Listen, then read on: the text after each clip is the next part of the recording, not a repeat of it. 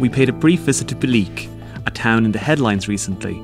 It was one of the few spots Theresa May visited during her first trip to the border as UK Prime Minister.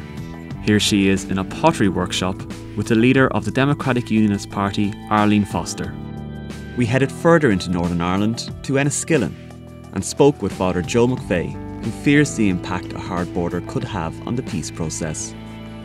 And the fear is now that if there's a hard Brexit, a hard border, and customs and excise posts are put up, that will provoke a reaction from maybe some group like the IRA, that there will be an tax on these border checkpoints as symbols again of this division in Ireland. That will in turn probably require protection from British Army and police, and the British would be only too willing to send over their army to give them something to do, which in turn will escalate, as it did before, into an all-out conflict, violence, and I've seen it happening in the past, and I fear that it will happen again.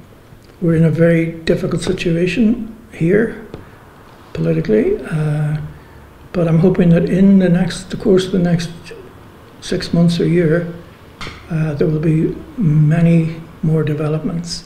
I'm kind of hopeful, while I'm anxious, I'm still hopeful that in the end it will be resolved, because if they realise the alternative or the consequences of going backwards instead of forwards, it's too horrific to contemplate.